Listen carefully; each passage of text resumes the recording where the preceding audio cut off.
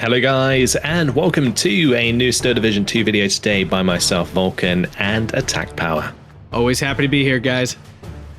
In this video, we have for you Game 2 of a best of 3 between Onord and Insha in the semi-finals of the Division 1 Season 9 playoffs of the Steel Division 2 League. Today, they are playing on Gornostrelki, and on our left in the red team, we have Onord playing on the Soviet side, using the 126th Gornostrelki with the Maverick deployment type. And on our right in the blue team, we have Insha playing on the Axis side with Rhyma Rapaanna and the Maverick deployment type. What are your thoughts on these divisions, Attack Power? Two solid ones. Yeah, I mean, 126 has really explosive starts, probably the fastest division in the game in terms of just the number of things you get that are really fast. BT7 being the fastest tank. You get really fast 100-kilometer-an-hour transports and stuff. Just very, very explosive start. Your infantry, they're okay. They're technically good at CQC, but these infantry disappoint me every time I see them fighting. That's just me personally, but we'll see how this plays out this time. Maybe I'm wrong. On the other side, Rhyma Rapaanna here. Obviously, incredible Finnish infantry. Obviously, essentially no armor or anything, but to counter these BT7s, all you really need are your T26s. So maybe that'll do the job. Otherwise, he's just looking to get in close and throw lots of Molotovs. Yep, and he does have like plenty of AT weapons and so on that he can use anyway. Like I think they go Carter Pack 38s. They get like the Taka-Ampuja, not Taka-Ampuja, Tankatuyunta, the like Panzer Strike squads and so on. But on the start, there we go. We got an A20 Boston coming out with a recon for a P40, looking for a bombing strike with its 250 kilogram bomb and two 100 kilogram bombs. Does he have the two 100 kilogram bombs off? I think he does. He does. Yeah, he's going to go for two bombing strikes here. Wow, so he's trying to take out. That's greedy. The convoy on the top side, going to try and force Insha to unload some of this infantry. Oh, that is a big ball of infantry, and that is definitely going to unload everything. And it killed one of the transports. Didn't actually kill the squad though, but that is some nice damage on the top side there early on from Onord. We've got BT7s rushing into the mid. Gorno sniper goes down to the Taka-Ampuja. Taka-Ampuja, really, really strong. Oh, they're so good. Sniper squads with the two vet. And we see the P40 still hanging about, waiting to use those two 100 kilogram bombs. I would assume it'd go for one of these Taka-Ampujas because those are bottom side. The Gorno PTRS did manage to get a snipe onto one unit, and it forced all of the other ones to unload in the open here. This is huge. Yeah. That is double sniper, Maxim, two BT7s, and the P40 with the bombing strike on top. That one of those BT7s starts fast moving to that bottom side. That is a lot of surrenders waiting to happen. Doesn't look like he's taking advantage of it, though. Yeah, he's committing to the center push at the moment. P40 is still hanging about. That should maybe get going now. Yeah. In the middle, PTRS squad going down. DP Grupa forcing back the Lati. The Lati could probably kill them, though. These DP Grupa are four-man squads. I'm not a massive fan of them. No, I'm not at all. Personally. Nope, it's funny to see Onord using so many of them, 15-point squads. They can be useful for, holding the ranged engagement, but there's just not enough, like, meat on their bones, There's only 4 men in each squad, and they just kind of get overrun quite easily. We do have a 16-8 here for Onord, so great opening push. Needs to retreat that freaking P40 now. But yeah, he's held him up. He has held up Insha severely. But the thing is, Insha hasn't actually lost a crap ton of troops. They've just all been held back. They're not dead. Yes. The bottom side, he definitely could have gone for the surrender there. That would have been huge. Oh, yeah. But, he left them alive. A nice amount of ground gained here for Onord early on, mainly due to the nice bombing strike on the top side, and then a following bombing strike on the bottom side just slowed down Insha quite a lot. Yeah. Lati's now coming up and forced back the BT7 though. Those AT rifles are really scary. And now we have a Boston bomber coming in for that big pack of infantry up north. So this could also be very painful for Insha here. These bombs coming in. We'll have to see if Insha invested like an IAR to just get this recon Boston out of the way, or maybe he goes for like a Vekotin or something. But yeah, that bombing strike, pretty spot on. Definitely chips quite a lot of those units, forces them back again, allows the Gornostrelki to just happily hold that position on their own. But there isn't, again, much units left for Onord on the top. I don't think he brought in much here initially. It looked like a lot because of the DP grouper, but both the DP grouper that went into the town on the top side here did get taken out. Now the CC and the Maxim working on taking out the Maxim. That CC squad's really nice. So another two-bat sniper squad with also the Sampo machine gun, which is very, very nice. Taka Ampuya in the mid, getting a line of sight onto the OB, taking that out. Cheeky move there from Insha. Now Onord's sniper trying to return the favor onto the Lati squad. Yeah, the CC squad is something to note too. They have a 1,000-meter range machine gun, the only light machine gun with a 1,000-meter range in the game. So pretty cool there. Yeah, that's sample very, very nice. Now 50mm mortar on the bottom side. Going to get a pin onto the Gornostrelki DP. This is actually going to give a flag back to Insha here because it might kill the squad if it doesn't. And with the fallback there, Onord notices. He's still going to be able to move up the Ratsuvaki and the Yakari to push up and take that. Now, Gorno snipe it in the middle, getting pinned down by the Maxim, but P40 coming in with a bombing strike, looking for the Ratsu, so that the Gornostrelki DP can push across there and find a surrender potentially. But the Suksi Pianelli do not get pinned down, so that Gorno's going to have a hard time. Yeah, it's going to be problematic for sure. Up north, Gornostrelki trying to keep these infantry out of the woods and failing, so these infantry are starting to spread out now. And Insha actually capturing the flag in the town because there's just nothing there. And we've seen Onord put a pretty big commitment into his air force, so it's kind of obvious why he doesn't have, and we saw this in game 1 too, perhaps an overinvestment into the air because there's just not enough on the ground. I think the first bomber with the recon was a nice fine. idea. Yeah, that was fine. That was fine.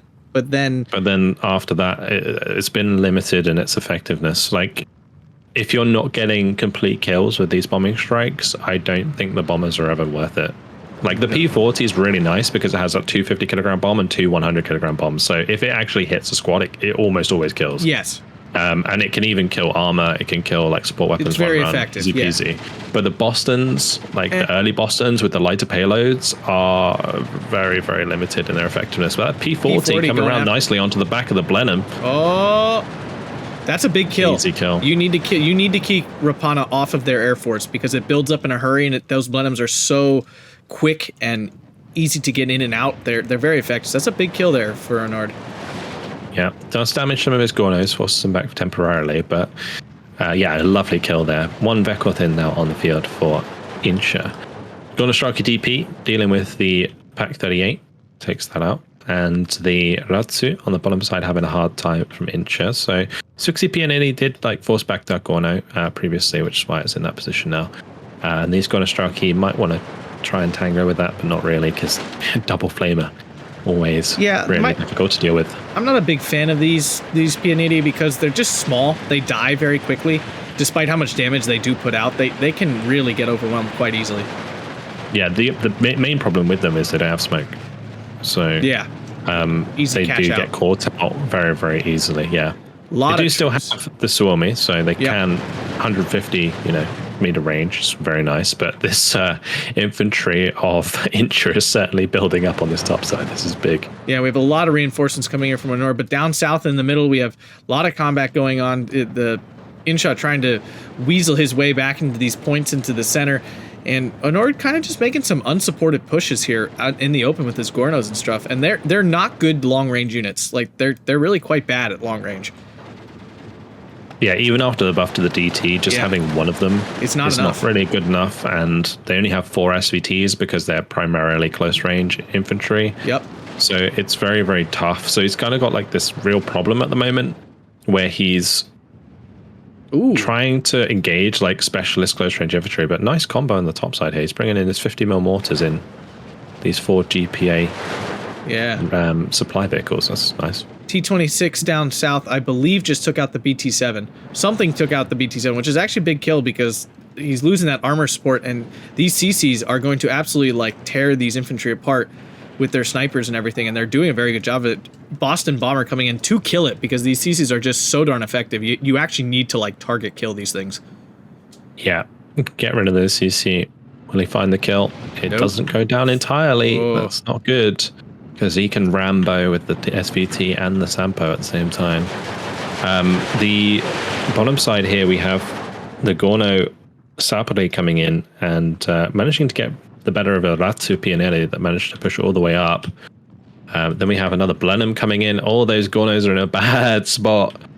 That is a real bad spot. I mean, they can't see the Taka Ampuya, but will those bombs land on target? No. That's the one trouble that you have with these like high-flying bombers, is sometimes it just takes a little bit too long for the bombs to come down. Don't quite hit the mark where you want them to. Now, Yakari versus the Gorno Sapling on the top side. Yakari going to get the better of them with the Molotov.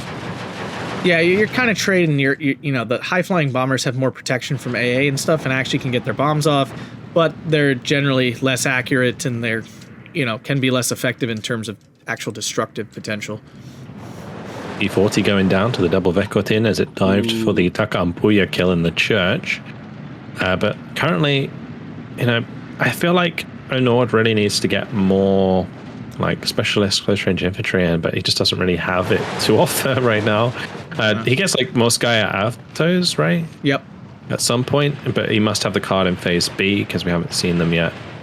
Very strong 12-man submachine gun squads, but these 50mm mortars, they got a lot of work to do on the top side if he wants to get some decent damage down. The nice thing about Soviet 50mm mortars is they do have 800mm range. This 50mm dies in the ammo transport. Oh, that's just like a double kill that just hurts even more for some reason. Yeah, like he's trying to retreat it there, but it's slowly getting overrun. Can the Gornostrelki DP kill the Yakari in the open? That's why DP squads suck and why DP Garupa suck, because the DP damage is so disappointing. Like the Yakari should totally be dead right now, yeah, but it's just not. And that's triple DP. That's not even just 2. That's 3 of them now. Yeah. And the Yakari is going to come back for a bit more. Why not? Piotr in the top side, getting pushed back by the Yakari. Now he's going to bring in an M3S, get some armor up there to try and hold things back. Down south, the T-26s are kind of bullying their way forward. This BT-7 trying to hide out, and he's losing so many support weapons to these CCs. It's actually pretty insane. He's lost all of those assault guns, all of those machine guns, his snipers. Those things are just melting away. Boston coming in to try to get some eyeballs. These Vekatins are so... Is that how you say it? Am I saying it wrong? Yep. Yeah, Vekatins are... They're so much better than normal 20 mils, and I just don't understand really why. I think it's just because they're twin 20 mils, right? I mean, are they? Yeah. Oh, they are. That would do it. Yeah. BT-7 does go down in the open on the bottom side. T-26 is continuing to claim victims. 45 mil. Yeah, trying to fight back here. But he's going to be reversing out of range. He does have plenty of range to work with here, so he doesn't have to be too careful. CC moving forwards are getting ripped by the DP group as they move in the open. So has to be a little bit careful. Blenheim coming in for the bombing strike though. T-26 goes down to the 45 mil. Blenheim is coming in. And these are not the sniper CCs. These are the like throw AT satchel and... Do they have TNT too? Am I misremembering? No, they don't. No, just the satchel. AT. Just the AT satchels, yeah. Oh, but he's flying right over that ZIS-12. These are really strong. Yeah, probably one of the strongest allied AA pieces, honestly. Yeah, and it takes that limited amount of these. Wow. Yeah, those things are really, really good. Tons of infantry up north again. Gorno Sapari line coming in here. We're now into phase B, so both players access to their loads of infantry. And we do see a mountain gun in the back here for Onord. These can be really strong. They fire very, very quickly, 12 rounds a minute. But you really kind of need more than one for them to be like super effective. Yeah, I'm surprised we haven't seen more of these early on. Like we saw him opt for the 50mm mortars as opposed to these mountain guns. And these mountain guns, they aim very, very quickly. Like, yes, extremely quickly. They're basically mortars with infinite range. Like that's P40 really just getting its bombing strike off on that bottom side in time does take out the AT gun. Boston now coming in, but going to be intercepted by the Hawk. Oh, it's going down. Down it goes. Oof. Goodbye, Boston, and that bombing strike. I think it caused his Gornostrelki to get pinned, and the CC finished it off, and then Ratsavaki getting away with 2 men. So, not the most efficient bombing strike I've ever seen. Nope. And Gornostrelki at least will be able to get a little bit of damage down onto the CC since they have absolutely no cover. Up north, the Kavari capturing... Run out of range. Oops, sorry. Up north, the Kavari capturing a cheeky flag here as well. And we see a big push in the town here with some T-26s getting into position here, along with some infantry and everything. So we're seeing Onord really getting broken down up north. Taka and Puya trying to sneak into the church, but I think they might be a little bit close, maybe. Moskaya, when they jump in this building, will they spot them? No. Taka and Puya stay hidden. So he's going to be able to get himself a nice amount of recon information in the center there. Not long until Onord loses this mid flag as the DP grouper do go down to the T26. 50 mil mortar on the bottom side, doing a good job of pinning the Gorno, stopping them fire at the CC. The CC will be able to just stop falling back in the open and continue firing at them from range. Yakari going to be engaging Gornostrelki. Oh, this is such a disgusting matchup. Yes. I mean, this is what I was talking about with Gornostrelki just being very disappointing. Because they don't have like a TNT or a Molotov or anything they can fire back to win that engagement. They just get absolutely rinsed on that bottom side. It's hard to watch. I just feel like they never do anything. It's one of those hybrid infantry units that does nothing very well. Yeah, exactly. Oh, the Boston here might be in trouble. Yeah, it flies over double Vekotin. Hawk is getting on his tail. Dead. It's very dead. And there goes another Boston, this time the Recon Boston, which I think he only gets one off, right? So maybe two. Yeah, down south, Insha's going to grab this flag now. So just things have finally flipped. Insha picking up his positive for the first time here since the beginning of the game. If you zoom out, it's very obvious why. Yeah, the infantry again are building up massively in this game. Onord had the flag lead early on because of his BT7s getting very deep, but now that they're dealt with and Insha has the T26s instead, as well as all of this infantry that's just been building up and building up, things are looking very, very rough for Onord right now, and these Gornostrelki not going to quite cut it on the bottom side. If he does have Moskaya Avtos in his deck in phase B, it's going to be a bit late by the looks of things as the middle cracks open. Yakari going very, very deep. P40 looking for the CC on the top side. This 12 might get some damage onto the Blenheim, but not quite. Looks like both planes are going to be out. He's got to be careful too. That Zis 12 is out in the open. If that Pack 38 moves forward, it's in range. It can absolutely kill that Zis 12. Yakari here moving all the way in. Insha having no qualms about going deep here. 15-9 now for Insha. And there's a 203mm off now up north too from Onord. I've always hated off map, and I actually think their effectiveness has really gone down lately. M3 Lee in the center goes down as well to, I'm not sure what, honestly. I'm not sure what killed that. There's a couple of 45mm IT guns here. So you mean further down? Yeah, in the center here. It's a burning wreck, and I don't see anything that's in range of that. Maybe the Pack 38. It must have been the Pack 38. Not sure what else. Possibly. On the bottom side, the Yakari actually getting pushed back by the Dushka machine gun. I'm not a massive fan of the Dushka machine gun, honestly. I feel like a lot of these options are kind of odd from Onord with this 126 build. I could see having the DP gripper early on using the Dushkas, focusing heavily on the Bostons. It seems a bit weird. I understand the Dushka if 126 doesn't have any other 1250-meter machine gun. I do understand it then. M3 Lee taking on these pack guns and stuff in the center, but the Pack 38 can definitely kill that M3S there. I keep saying Lee, it's an M3 Lee. We all know it. Yeah. And the M3 has gone down. Boston coming in for the bombing strike again, does take out the Sissy KV, and Kavari get pinned. Now we got Yakari versus Gorno Sapri. Sapri are forced to move, but as soon as they stop, they should throw their HE, unless they didn't aim it in the first place. No, they didn't. No, they did throw. They just threw, but the Yakari already falling back, so damage is really... Yeah. It's just that if you engage a Pioneer unit with a Molotov, as soon as the Pioneer stops, they will automatically insta-throw their HE. Yeah. If they've already pre-aimed it. So that is something to watch out for. But in that case, Insha had plenty of time to run back because of the fallback there. So we are 13-11. It was, 14-10 now. It was briefly 15-9 because of the Yakari that went really deep. That's slowly but surely being dealt with. I just managed to get a nice Molotov off, though. Still holding strong for the time being. Takes 10 men out total from both those squads. Nicely done. Gornostrelki are, like I said, they're just so disappointing. They look so good on paper, and then in practice, they're so bad. I think what I would have liked to have seen from Onord this game is like, yeah, the P40s are fine.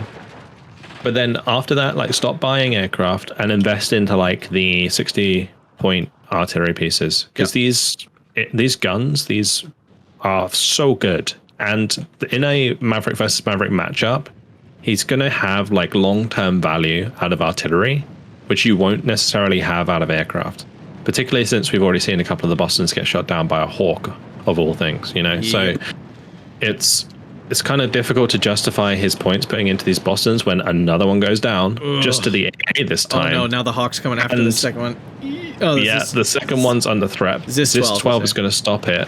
But the Yakari and the Ratsavaki took no damage from the bombing strike that landed. The top one was actually quite good. It landed all over those Yakari, but they're still not dead. The point is it hasn't killed them still.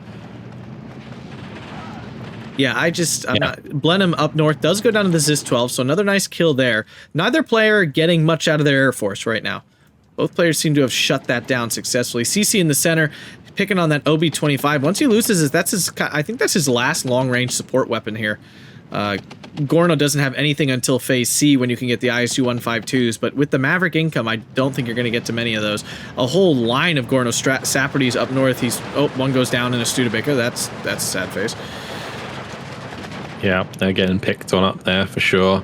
He's brought in another couple of 50mm mortars in these supply trucks. I think, like I say, I like the combination, but like with the placement, they're just like way too far up, you know? Like you don't want your 50mm mortars to be directly fired upon, and particularly when they have a supply truck sitting next to them. Yeah. Another Blenheim up north is probably going to get shot down again by this Zis 12. Oh my goodness gracious. Blenheim's going down. A bit of a throw there. Yeah, that was odd since he already lost one up there in the first place. And the problem is Gorno Saprides are not a good counter to Yakaris because of the Molotov. Like, they're too small. The squads are too small, so they take too much damage before they ever throw their TNT. On the bottom side, Blenheim comes in, takes out the Dushka. That's going to open up another flag for Insha down here. Gauntlet. Oof. Running the Gauntlet at the moment against the Zis 12 as well. Getting way too close there, waiting to find a nice place to put his off-map down. But the infantry is starting to build up in the center town, and then more Ratsavaki and Yakari that get into position here. It's going to be so difficult for Onord to push back, and 17-7. Like, things are just going from bad to worse. Yeah, Onord that 203 mil off map really not going to find value either. Yeah, I just find Onord buying a lot of odd support weapons that aren't that impactful. Off map, bombers, things of this nature that just he needs real stuff. Yeah, I feel like the 50mm mortars are a nice choice. Yeah, they're fine. They're cheap. They're very cheap. Like, because you can dump the rounds onto the squads and pin them down before you engage them, which is kind of what you want to do whenever you're facing against infantry that's better than yours. You want to pin them down before you engage them. But he just hasn't really utilized them very well. So I feel like the longer range, like, mountain guns would have been so much better and much more reliable. Particularly with radio, they aim so quickly. Yep. And now we see Insha with his own 155mm artillery piece. We see off map coming down here. 152 will probably pin all the Gornostrelki that he's bringing in right now. In T26 in the middle takes out an M3 Lee. That's quite the kill there from this now hero T26. Off map 203 coming in on the town in the center here, but like, what's the point of that? Like, he doesn't have any troops to follow it up. Like, what was he going for here? I mean, if you look at the state of the map right now. Well, where are you going to drop it? I understand, but like, there's just stuff everywhere. I don't think there's really much that he can do here. The Yakari coming in on the bottom side, pushing deep just as the off map is coming in as well. Just sort of lining up, waiting to get really deep into that tree line. Here comes the 152. Yeah, so Insha here is trying to keep his Yakari in the transports. I'm not sure particularly why he's moving them that way. I thought it was just kind of wait till the off map came down and then rush up with the truck, but maybe the Dushka put him off. Yeah, it's hard to say why.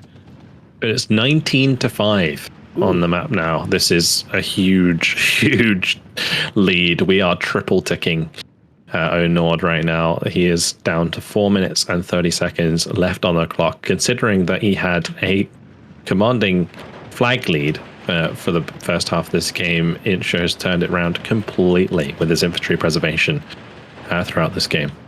Yeah, and that's what happens a lot when you're playing against Rapaanna, is like you think things are going well, but then you realize you haven't actually killed enough, and they just like send waves of these infantry at you, and it's like, oh crap, what am I supposed to do? Yeah, and the thing is, at this point, you know, we are into phase C, and it's 80 points per minute. Yep. But that's still 4 squads of Yakari. Yeah, I'm pretty sure they're only 20 points. They are, and so it's really tough to deal with, especially since they did get like that availability buff a little while back. Yep. That made them even more valuable in these finished divisions. Yeah, and it's just that's the thing with Rapaanna. You have to keep them at arm's length. If you let them get tight like this, and it's on a map like Kostrita, it's hard to keep them away. But once they get in, they're just so powerful. Yeah, it looks like IMQ. It has something to say there. I'm not entirely sure what, but definitely pushing through strongly on the bottom side of the map now. Like letting infantry get in here is not something that Onord's going to be able to deal with. Look at it's just like a line of infantry. Like there's so many of them. Yeah, and the Gornostrelki every time just getting deleted. Oh my god, they're so bad. It's just you can't rely on them. No, you can't. And I hate not for to long range engagement, not for close range engagement. No, they're just bad. The only benefit you get from Gornostrelki is that you can upbet them really easily. But even that, Onord's not doing. Like they're all unbet Gornos. Yeah, and the problem is they're 25 points. Like they're not even like Yakari where they're 20 points. So they're less efficient. They're not as strong. Everything about this is wrong. It's like the wrong direction for them. Yeah, like Insha's bringing in his Yakari at 1 bet. And Onord, who gets Gornostrelki and more availability on a card, is not bringing them in with any bet whatsoever.